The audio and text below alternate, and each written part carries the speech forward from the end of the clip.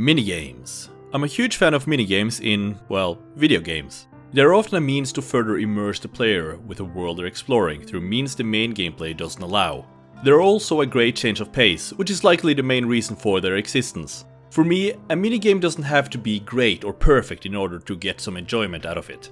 Charm is often a major component in order for me to enjoy it, or at least appreciate it, as well as if it manages to provide something to the game's story, world, or general atmosphere. I love the fishing minigame in the first Jak and Daxter, not because it's amazing, but as a means to establish the world and the village they live in, and give them some authenticity to their lives and their homes. Minigames such as those doesn't have to be any better than they are, as they're often over before you know it. Of course, the more a minigame features throughout the game, the more I expect it to be polished. The Jak 1 fishing minigame doesn't really need to be more varied or fleshed out than it is, as it features so briefly. While the fishing minigame in say Final Fantasy 15 is rightfully more thoroughly designed as it's accessible all over the map and thus the game expects you to engage with it far more. Though I say the minigames don't always need to be perfect, I won't be upset if they have been handled with care and are well thought out, rather than something the developers threw in for the sake of variation. Because there is no denying that there are a lot of shitty minigames out there. In this video and the next one, I'll go over and rank all the minigames featured across all of Kingdom Hearts. But before we start, there's a few points which needs to be ironed out, specifically what I will consider minigames for this project. First off, I will not be counting the gummy ship missions, as they to me does not seem like proper minigames, but rather the game's secondary form of gameplay.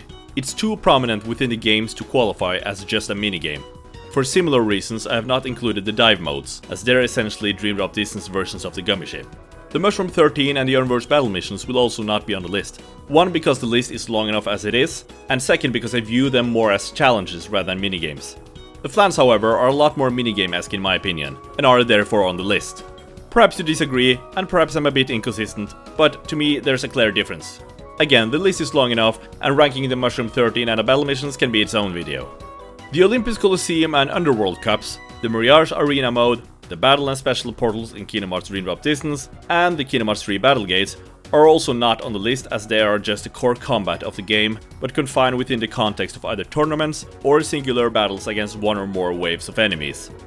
There are a few challenges within them, such as doing them timed, collecting a certain amount of Olympus coins, defeating specific enemies within a certain time, not using block, or whatever. But those are missions or challenges, not minigames. I will also not include the side-scrolling and the 3D shooting segments from Recoded. By broader senses of the term minigame, they most likely qualify as such, but since they're not replayable, I've chosen to view them as events rather than proper KH minigames. The minigames within Kingdom Hearts that I view as proper minigames needs to be replayable. The race against Riku and Phil's training courses are inaccessible after certain points throughout Kingdom Hearts 1, but while you are within those portions, you can replay them as many times as you like, and thus those two qualify for the list. Also, before you say that the segments from Recoded are replayable, that's only if you replay the entire world. They're not replayable as individual minigames with individual objectives as far as I'm concerned. They're more akin to the carpet ride at the end of Agrabah in Kingdom Hearts 1, or the glider segment during Xemna's final boss. With all these qualifications and restrictions out of the way, I'm left with a whopping 62 minigames throughout all the games. Some minigames are also bundled together as they're either very similar or variations of the same thing. The final thing I wish to say before properly starting off this list is that I've chosen to divide this project into two parts. I was wondering whether to start with the worst and make my way to the best, or vice versa. But so many of the Kingdom Hearts minigames are just fine, that I felt it'd be more interesting to start in the middle and then work my way to the worst in one video and then towards the best in a follow-up. A bit weird, maybe, but I think it'll be somewhat more enjoyable this way. I hope at least. Lastly, I have to admit that a lot of this list comes down to my enjoyment of said minigame, and that enjoyment can come from a multitude of places or simply be just how it plays. If you think I have something too high or too low, then our opinions differ and that's great. Drop a comment and let's talk about it. I will certainly have some minigames towards the top and the bottom which I can see others either hating or loving. Okay, that's a long enough introduction, so let's get started. As the title says, in this video, we'll start in the middle and make our way from the minigames which are overall fine, and down to the very worst. So, our first entry on this list is... number 32. The Grape Flan. The only Flan to have an only Flan account. That's how it pays its bills, cause this minigame sure ain't earning much points for me. This one's for me a less interesting version of the banana Flan in Monstropolis. All you have to do is just defeat as many Flans as possible before the time runs out, and that's that. It's a standard minigame concept. Many games have a defeat as many of this thing before the time runs out minigame, event, activity, whatever. It's fine, but the Flans minigame tend to be decently varied, and again, this one just feels like a worse version of the banana Flan. The banana Flan has a pretty huge obstacle, making it a lot harder to defeat a huge number of Flans before your time runs out, which for me at least makes it far more enjoyable too. Time isn't your greatest enemy with that one, as it is in this one, which is why I'm easily bored by it. I guess it forces you to get creative with how you approach defeating them, but still a very middling minigame. Number 33. I ranked the majority of all the minigames before I started putting words to my initial feelings, and thus I had to double check, even triple check if I had ranked this next one correctly. Cause it just seemed wrong. It seemed like it would be even lower, but no, nah. I really do think that everything else coming after this one is either just slightly worse or just even blander or more infuriating. Because at number 33 we've got Sebastian's Musicals. Yeah, I'm surprised myself this even made it this high. But I stand by that everything else that is to come are a lot more offensive, annoying, or just worse in terms of design in various ways.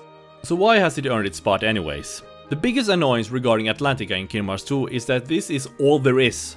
There is no exploration or proper gameplay. It's these 5 songs with a bunch of cutscenes which goes through the plot of the movie annoyingly.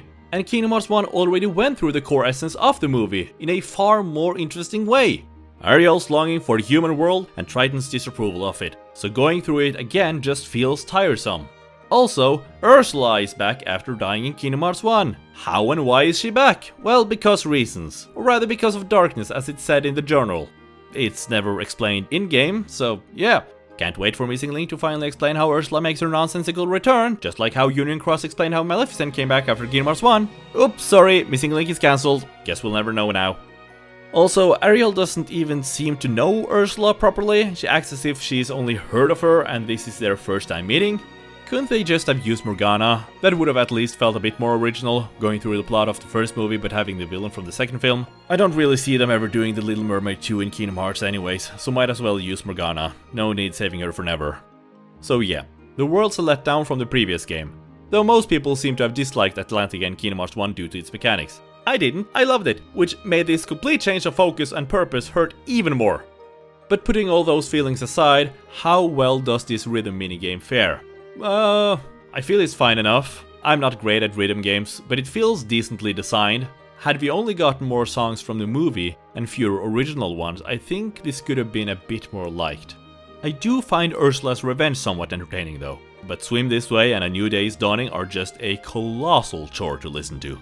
But I think when you're playing through part of your world, this rhythm game works almost beautifully. Because you know, it's a great song, and the rhythm mechanics aren't that hard, nor are they bad, as far as I'm concerned. Something I appreciate is that the different songs often have different challenges, which keeps each new song at least feeling a bit more varied and fun. Also, whether you succeed or fail, there are different outcomes, which is a cute touch. For an example, I just love how desperately Sebastian is trying to stay positive, if you consistently keep on performing badly. On to the next one! Don't worry, shake it off! Mistakes don't matter, try again! Not quite, but very close, that's still so fun! And unlike certain other god-awful minigames, you don't have to do this at all to complete the game. I guess that's kind of a pro. Also, be sure not to pause while doing them, cause there's no option to continue and you're forced to restart them. Very strange. All in all, it's a fine and charming enough minigame, but is hated because it dominates the entire world with nothing else to offer. Had there been some proper gameplay and these songs were just optional minigames, I think it would have been looked at a lot more fondly. Number 34. This might be the 100 Acre Wood minigame from Kingdom Hearts 1 I enjoy the most, which does not speak in favor of the remaining ones. It's quite rough, as are all the other ones too, but I do still find most of them, if not all of them, quite charming. They're cute shake-ups from the rest of the game, and they just ooze charm. Something I like about it is its verticality and the risks that come with it, though falling down doesn't always feel fair. You usually don't fall down because the minigame is well crafted and hard, you fall down because the platforming in Kingdom Hearts 1 is a bit, well, not always as precise as it could have been. If you do fall down, there's the risk the beast will get to Pooh, making him fall too. giving you some extra urgency to prevent losing out on the top score. But any sort of difficulty is kinda null with the hit command, removing much of the work. Don't fuck around with the jump button and the left analog, just stick with the command and you'll usually be fine. Also, the cutscene you get from completing the minigame is hella adorable, and a direct reference to the movie.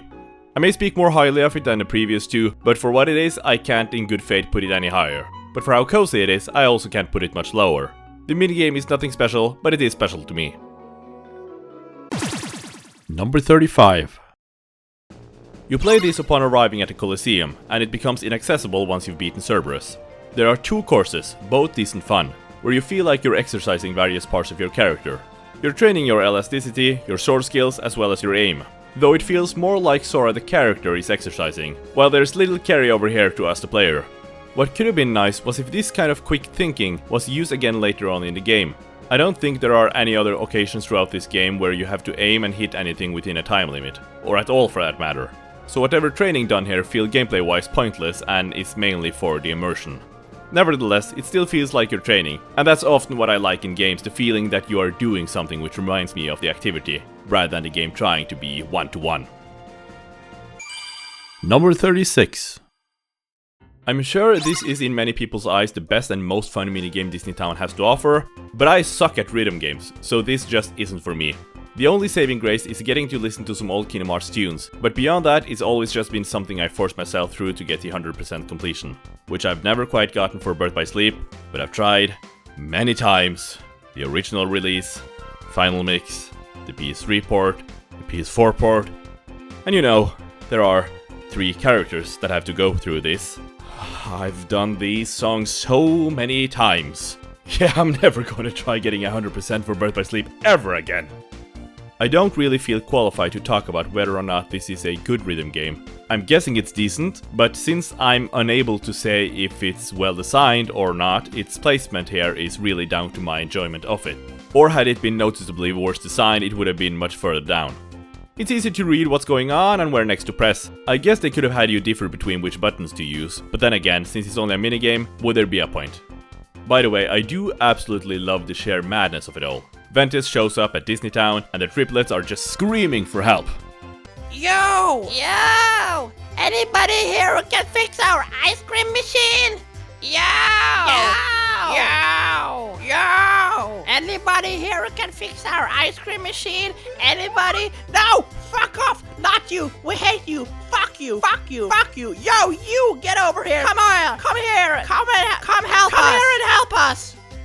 Then Ven proceeds to use the machine as if it's not broken. Or is it canonically not supposed to shoot ice cream? But then when you come back later, you still use it to shoot ice cream?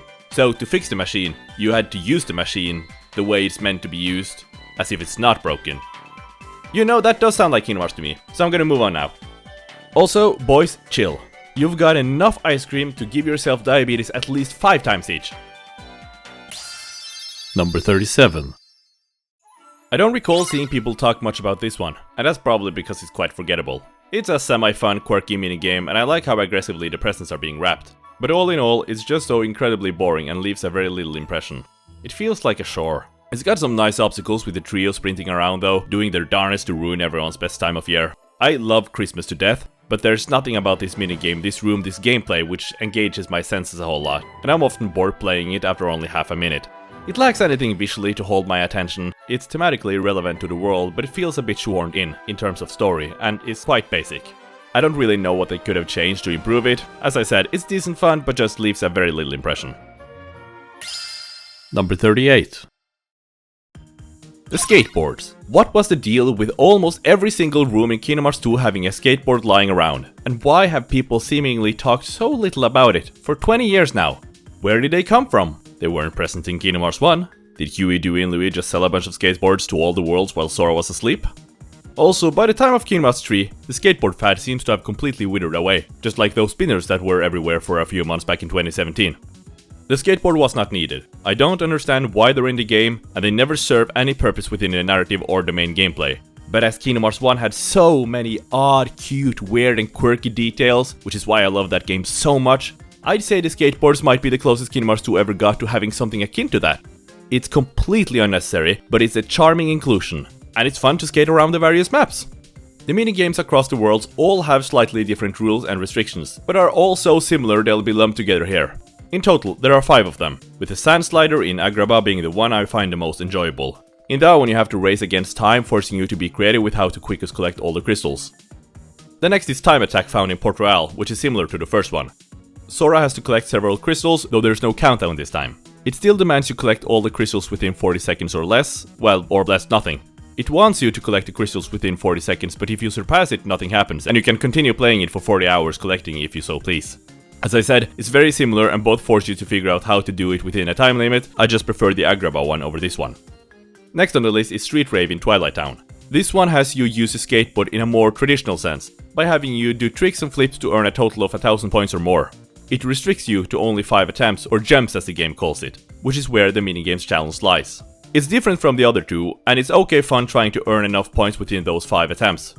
The fourth of these is the Workshop Rave found within Christmas Town. Similar to the previous one, you'll have to earn 1000 points within 30 seconds. You don't have to worry about hitting the ground with your score resetting, making it somewhat easier. At least I find this one easier. The final of the skateboard minigames is Freestyle, located in Sebastian, and it is definitely the least interesting and fun of them all. Get 200 points in one attempt and that's it. There's no countdown or timer. It doesn't end after the one attempt, it doesn't end once you get 200. You yourself has to exit it whenever you're finished or bored. It's essentially just free roaming, which you can already do in every single room in this game. Compared to the others, there's no real objective or challenge here. I really don't understand what happened here. The others are fine, but this is just nothing. Number 39. A segment in Kingdom Hearts 1 which caught me off guard as a kid was the carpet ride after beating Genie Jafar. After flying back and forth on a magic carpet in cutscenes, you finally got to control it, while hastily getting out of the collapsing cave. I loved this. It was one of the things I looked the most forward to when I eventually would replay the game. When you have worlds with characters with certain abilities that are heavily used in the source material, it's always neat to figure out ways to incorporate that into the gameplay. So seeing the carpet returning for Kingdom Hearts 2 was wonderful. Initially it's used for freely traversing the Sandswept Ruins area, but returned for the Magic Carpet minigame shortly after, as well as the Genie Jafar fight, giving it some fantastic spectacle. Now, while I do really appreciate the gameplay mechanic, I don't find it too fun. Thankfully, I don't think it overstays its welcome. Riding the carpet feels stiff, and I realize that somehow managing to capture its flow, spontaneity, and feel from the film is probably really hard to do in a game, especially when it's just meant as a side gimmick. During the Magic Carpet minigame, you're taken along a set path, and you have to defeat as many Heartless as possible before reaching the end. It's very simple and perfectly fine for a one-off event, but it didn't really need to be replayable as a proper minigame later on. Though it hurts no one that it is, so yeah, might as well. I guess I would have found it more fun if you had to chase after a Heartless and hunt them down, and if there were some ways to temporarily accelerate Carpet in an attempt to catch the Heartless. As usual, I like the gameplay shake-up, but as a minigame, it's very just okay. Number 40. I'm so glad they got better at designing minigames after Kingdom Hearts 1, cause boy are most of these from the first game a drag. The concept behind the Block Tigger minigame is fun, and is in line with the world's storylines and characterization. But the execution is just so dull and with quite unsatisfying controls. Again, I like the idea behind it, but the idea isn't enough to carry it.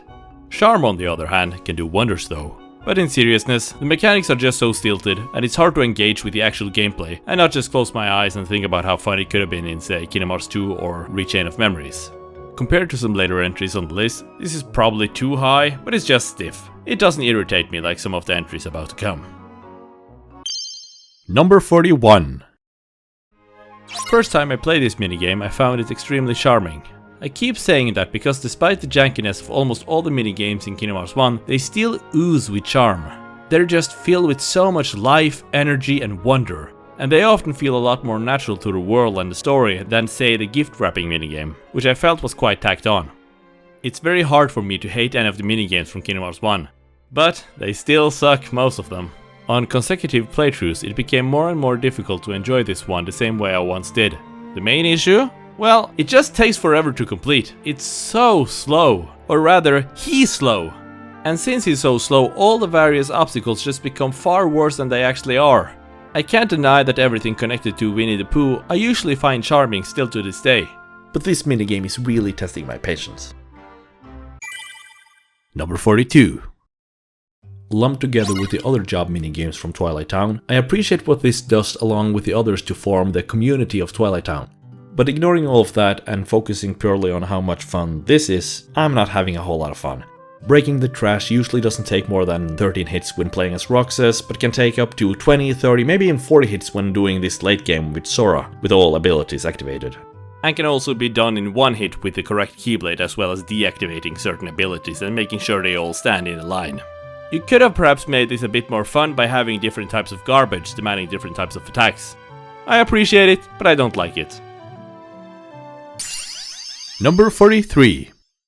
I was decently excited for this minigame when I saw it in the trailers, but I was, as I assume were most people's reaction, a bit taken aback by how underwhelming they turned out to be, and just how surprisingly short they were. I think it's still an okay minigame with some charming music and very cute interactions between Sora and Remy.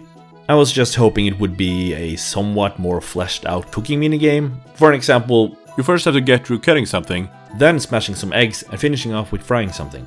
I just think it would be slightly better, challenging, and overall more fun that way. Also, let's appreciate how proud both Remy and Sora are for successfully completing these minigames. I mean, come on guys, why are you so happy? You haven't done shit! You've cracked an egg and you called it a day! Yeah, it's a massive accomplishment for Sora, I mean, to hell with Xehanort, cracking an egg is the true final boss. But Remy, you're steering him! Is this all you're gonna make him do? And you're proud of it? Remy. I've seen your movie. This doesn't impress me. And also, is this all Sora's going to be allowed to eat? A raw cracked egg? No wonder Sora dies at the end. Boy's been fighting on a mauled stomach. All in all, I don't think this minigame is nearly as fully realized as it could have been and probably should have been, but it's still a decently soothing and charming affair. Number 44. You know what I'm gonna say, it's charming as fuck, whatever. Beyond that, it's incredibly simple and not very engaging. The point is to make sure you push the swing at the right time so he'll go faster and thus can fly further once he jumps off.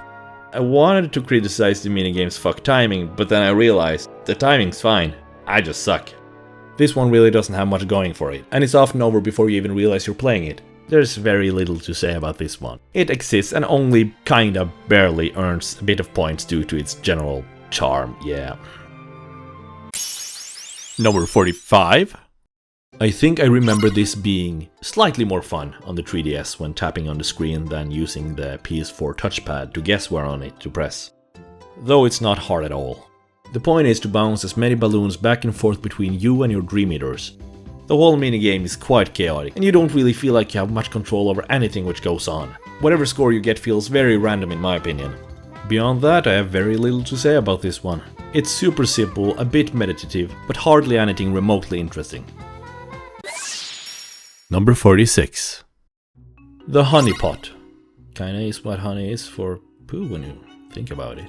And wow! If you thought Pooh's swing was a bunch of nothing, wait till you see this one! You spin the bear around and then throw the pot off his head. Amazing. The goal is to get the pot to fly away as far as possible. The only thing I kinda like about this minigame is watching the pot fly. It's very satisfying, but that's only because generally watching things you've thrown fly and crash is fun. The Honeypot, it really makes you feel like throwing. This minigame, it's nothing. Bottom of the barrel. Except it's not close, because now we're really starting to get into some of the really shittier ones. Number 47. Another one of the Dream Eater minigames. It's very loosely based on Pinball, but a lot worse. The goal is to fling them across the screen and collect as many flower fruit things as possible before the time runs out. If all the Dream Eaters fall into the pit, then the game is also over. It's quite stiff and annoying to play, but overall it's fine for what it is. It really comes down to how much you like the Dream Eaters, I suppose. And I don't care for them. I wish they had focused more on other things and less on everything related to the Dream Eaters. I also find the background and generally all the assets to be really uninspired and lame. I could see people finding several of these minigames to be decent fun, but for me it's something I try as much as possible to avoid when playing Dream Drop Distance, which I also often try to avoid. Number 48. I know I gush over a lot of the Winnie the Pooh minigames and is willing to excuse various shortcomings due to its charm, and I could see others doing the same for the Dream Eaters minigames, and that's fine, but I just don't care for the Dream Eaters. They're semi-cute, but I don't care. So they're unfortunately going to come out on this list quite poorly. To earn points, all you have to do is shoot them the candy they ask for as they move across the screen, while you also avoid giving them the wrong one. It all feels very clunky and almost a bit random if you're able to hit them or not. Once again, I really can't stand these Dream Eater environments. They're just so bland and dull, and it feels like they yanked the assets from some baby's Nintendo game. I will admit that though I don't particularly care for the Dream Eaters, they were thorough with all aspects of them. You collect them, name them, can even change their colors, you level them up through various means. The tracks named Sweet Spirits and Dream Eaters are fantastic, and are also able to play with them in various simple but somewhat cute minigames. I can at least appreciate that on behalf of those who are heavily invested in the Dream Eaters. You know, all 5 of them who care. Number 49. Wow, what a goddamn letdown the Kingdom Hearts 2 Cave of Wonder is. At least this minigame is a bit more challenging than the event challenge you face right before it. Who designed this jump across the water challenge? Anyways, the chasm of challenges, you fight some Heartless, you fall down, you fight some more, you keep falling down, rinse and repeat until you're finished. It's essentially just what you do most of the time in a game, fight Heartless. I do like that you keep falling down, very in line with the wondrous nature of the cave. And I like that you can replay it because it's not like there's many other places to grind within the cave anyways. It's this challenge and the entrance. And for that I hardly view it as a minigame. I just view it as a room where you can grind, but it's also got a specific way of getting you through the room. Honestly, this one should probably be lower, but at this point it's simply down to what I would rather play. And I'd much rather play this than any of the remaining ones.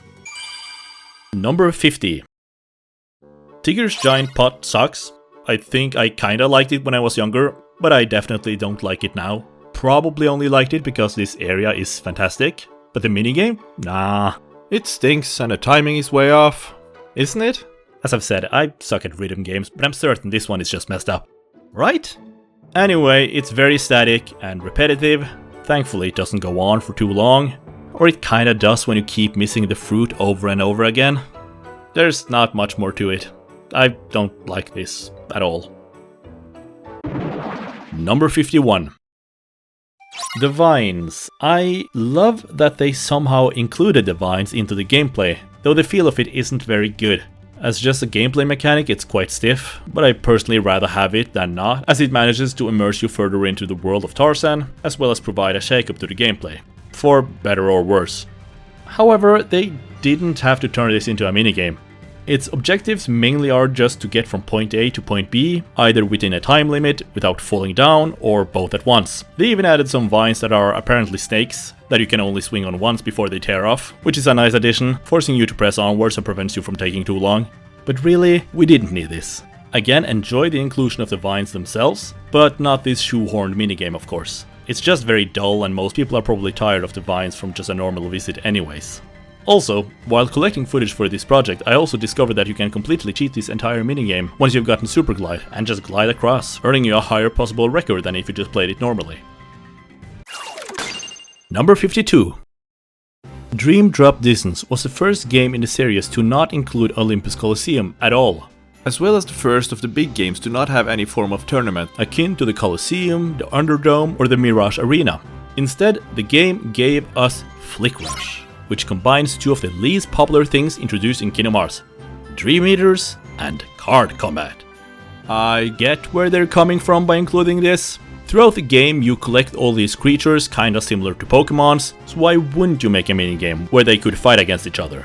Problem is that it's just not very fun, not pleasing to look at, and the tracks that accompany it are quite bland or annoying. The ones composed by Sekito are quite decent. He often creates great minigame music, though I often find them to sound a bit more like generic Nintendo jingles than something fitting for Kingdom Hearts, but they are still often solid. The ones by Ishimoto also don't quite sound like Kingdom Hearts, are very repetitive, and I'm quickly annoyed by them.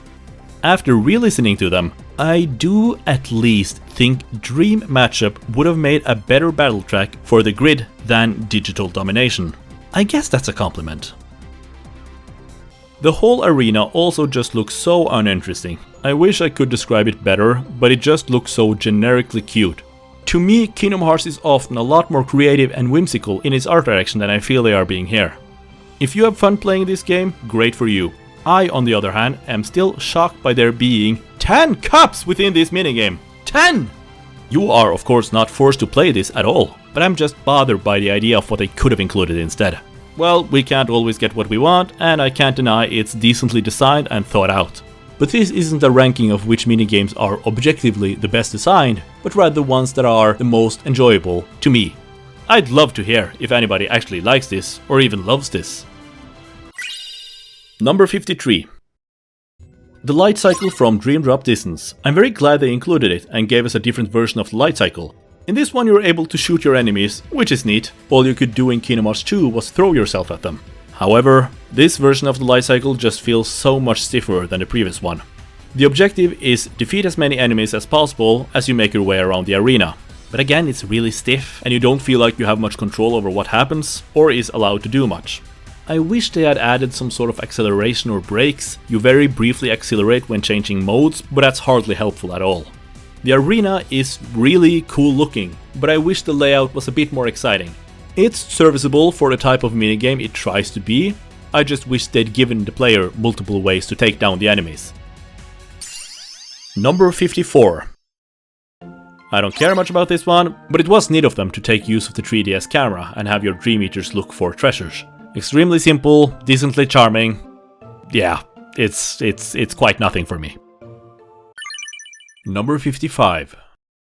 The Expedition 33. Sora is goumashed, which is odd because he's still just a teenager. Thus Pooh vows to put an end to the painters once and for all.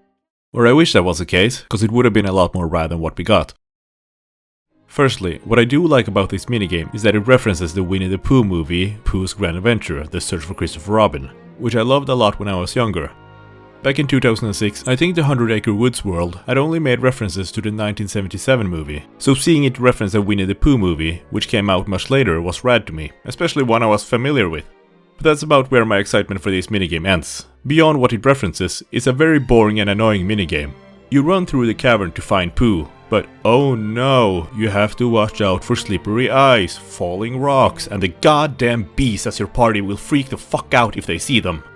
Now there's a lot of hazards here, which I would usually find fun, but I don't. It's just tedious work. I think I might have enjoyed it more if you dropped the party and expanded on the maze. There can still be hazards, but it's mainly how the hazards affect the party, which sucks all the fun out of it. And give me something more interesting than bees to fight, goddamn. At the very least, I find the visual style of the cavern to be somewhat pleasing and a nice contrast to the rest of 100 Acre Woods. As it is now, it's something I always try to get through as fast as possible, which is usually my downfall, cause when I rush it, I fuck up, and end up spending a lot more time on it than I actually want. Number 56. Now, I wasn't too impressed with the Junk Sweep minigame, as previously mentioned, but I at least appreciate how it helps shape the community and the various needs the people of Twilight Town have. Not much of that sentiment is extended to this one though. This one is the absolute worst of all the job minigames, and I'd be totally fine if they had swapped it out for something else entirely. And once again, bees aren't visually interesting to look at, nor are they fun to fight. The minigame just isn't a fun challenge, and is usually over in an instant. It just adds so little to the community that almost anything else would have been an upgrade. There's no charm to it, and it's no real reason to ever play this minigame besides checking it out to discover that you'll never bother doing this again. It's a quick way to earn money, but so is mail delivery, and that one is a whole lot more fun. Number 57. I don't like fighting bees. They're not fun enemies! This one is a lot more hectic and fast-paced than the previous one, and I could have easily had this be above the other, had it not been for the fact that this goes on for way longer than it has any right to. At least Bumble Buster knows it's a terrible minigame, is over before you know it, and is also completely optional. Bumble Rumble holds you hostage and forces you to complete it before you're able to proceed. I can appreciate them attempting to add some of Chain of Memories combat to the 100 Acre Woods, but this just was not the way to do it. Number 58. Merlin's Magic Practice. Is this even a minigame? Not sure if it's officially classified as a minigame. Anyway, I view it as one, sort of. It serves as a place to practice your magic, though I'm not entirely sure why and how. I guess it's meant to be a safe place where you can test out your abilities without any fear of losing. I just never found the need for it, and can't really imagine a lot of others found it helpful. If there was some sort of objective within this activity, I'd probably enjoy it a lot more. You could still select this aimless safe mode, but perhaps add in a variation where you have to use only certain magic spells, or you have to attack with magic spells in a specific order. I don't know, I just think they could have added something that made it actually fun. Merlin introduces himself by saying he'll train Sora in the ways of magic, so I find it a bit strange that no such thing occurs. He doesn't even give you a magic upgrade, at least not when you first encounter him. Had the minigame been somehow reworked to be some obligatory short event or challenge you'd have to get through, I'd maybe like it a bit more. It's just that it's got no narrative purpose, nor does it make sense as a minigame. What are you training here? You've probably already mastered all the spells you've gotten so far anyways. Comparing this to the Vines, which is also quite lackluster, that one at least has a clear gameplay function, with serving as an obstacle within the platforming segments, and the minigame, though pointless, at least has a clear objective. With this one there's just no incentive to ever do it. I do per usual slightly appreciate it though. It's one of those many random details Kingdom Hearts 1 decided to add, which it really didn't have to. Even though some of the previous entries anger me far more, I just can't have this be any higher on the list. Number 59. This one also doesn't offend me as much as some of the previous ones, but it's also so lackluster, I couldn't possibly have it be any higher. You have to fill the bar before the time runs out by fighting several shadows. There's nothing else to say about this, as a minigame that is. I do like that it changes up the formula for Monstro's world. Rather than having the boss be at the end, you fight Parasite Cage towards the middle part of the world, while the final bit is capped off with this minigame. So for that shake-up I appreciate it. I just wish they'd have made it a bit more interesting and fun to do. Also, by my own standards I should probably consider this a game event and not a minigame since it's not replayable. However, the game lists it as a minigame, and I could have sworn it was replayable until I started gathering footage, so here we are. Again, it's a nice shake-up for the Chain of Memories world formula, but all in all, it's not much to write home about. Number 60. The 3 lame and god-awful 100 Acre Woods minigames from Kingdom Hearts 3. I refuse to look up what their names are, I hate them. I'll probably be exposed to their names later as I gather footage, but I won't do that until I've recorded this script. So as of speaking right now, I have zero clue what these names are, and I'd like to keep it that way. They are so boring. They're Candy Crush. They put Candy Crush into the most anticipated Kingdom Hearts game. Or maybe it's more akin to Bubble Shooter. No, fuck it, I don't give a shit. Initially, when I was first playing Kingdom Hearts 3, I was disappointed that there were no torn pages and only one accessible area, as I understand many were. But honestly, that's completely fine. It sort of makes up for it by serving a larger role within the game's narrative than it's ever done in the past, with focus on Sora's connections to others and how they were tainted after the events of Dream Drop Distance. But though I'm fine with it just being one area and only one visit, I am not fine with them giving us this piss poor minigame and then having the audacity to make us do it not only once, not twice, but thrice, and pretend they're different. I don't care that they have slightly different rules, I don't care that they have different names, they're the same sucky ass minigame. Fuck this. Also, Bounce-O-Rama, I absolutely adore that track, but this rendition of it makes me want to shoot a knife into my ear. It is a more fully realized and complete minigame than several of the previous we've tackled. But just no, I can't stand this, and there's hardly anything original going on here. Oh, moving on please. Number 61. I hate this minigame. I really hate it. I hate looking at these 3D models looking more like oversized volleyballs than actual fruit. I hate this jingle playing in the background. I hate this whole damn area. Does this game even have a fair set of rules? I'm genuinely asking, is it programmed correctly? I swear I've never been able to feel like I've understood it. I've always just button mashed till I start bleeding and prayed I win. I do not wish to play this game ever again, and I'm so mad, cause I know I will when I inevitably replay Aqua's story. I will say that getting to fight Chip and Dale is a bit of fun, and it's nice to get a chance to engage with them beyond just the gummy ship stuff. I don't know why the host, Horace the Cowardly Horse, just refuses to fight. Come at me, you jackass. And our last and final entry, number 62. Classic fucking Kingdom. I've been saying this for the last few minigames now, but I really hate this minigame. No, I hate all of these minigames so goddamn much. I get so irrationally angry whenever I open a chest and I find one of these. It's really ruined the excitement of opening chests in Kingdom Hearts 3, cause I just fear one of these will just show up and it'll be completely irrelevant to me. I'd rather be collecting gummy, cause that I might at least use. Okay, so to back up a bit, why do I dislike these? First off, they're hardly entertaining at all, but more importantly, to me they just represent absolutely nothing I've come to love about Kingdom Hearts. It's devoid of colors, nor does it have any interesting tracks accompanying it. It's got that jingle that's cute for about 20 seconds before you just wanna execute your ears. By the way, I'm just gonna switch to Monochrome Dreams now, cause I can't stand this anymore. No, sorry, I can't, get it away from me. And then when you play one of these, I get that it's trying to pay homage to these types of old games. And that's cute and all, but I honestly couldn't care less about how Kingdom Hearts attempts to recreate these sorts of games in Kingdom Hearts 3. Yeah, I played a lot of similar games too when I was younger, but I've moved on. We've got better games now. I think I could have stomached it a bit better had there actually been some music to listen to while playing this. Not that jingle though. And not the same track for all 23 of them, but maybe 3 tracks it could circle between would probably be fine.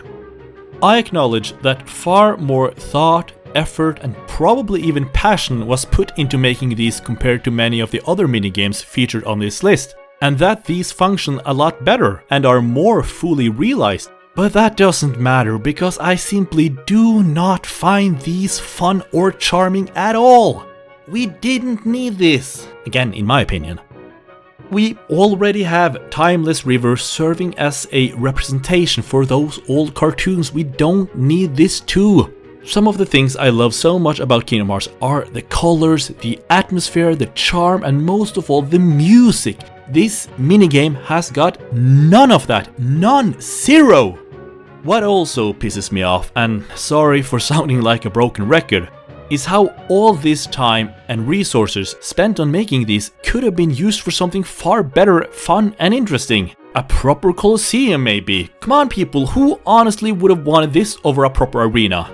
The development time on this was probably shorter than what a Colosseum would have demanded of them, and I know that's not how game development works. It's not like this actively took away a bunch of other things. This was maybe just an extra thing they added. I don't know. If you enjoy this, like, I don't want to take that away from you. You're fine to enjoy this, love this with all your heart. But I just don't.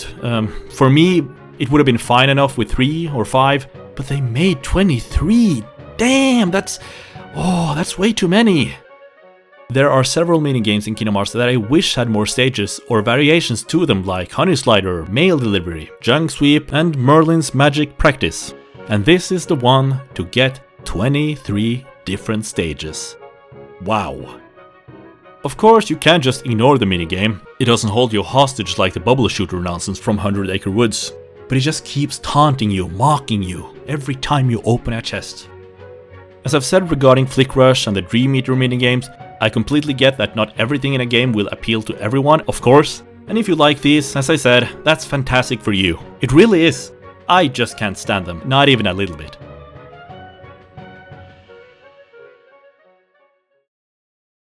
And that's my meh to worst ranking of all the Kingdom Hearts minigames. If you made it this far, thank you so much, and I hope you'll watch me go through all the meh to best ones as well. That should be a far more positive affair. I unfortunately do not think part 2 will come anytime soon. I've more or less had the script for this part done since 2023. And I did start recording it back then, and then I just fell out of it. I didn't pick it up again until sometime last year after I had done my redrawing of all the Kingdom Hearts 2 Heartless. I've got most of the script for part 2 done, but there are still some entries I haven't written for yet. I've outlined my general thoughts for them, I just need to write the paragraphs. Anywho, please also feel free to share with me which minigames you absolutely adore, or which ones you can't stand at all in the comments. Again, thanks for watching, and take care.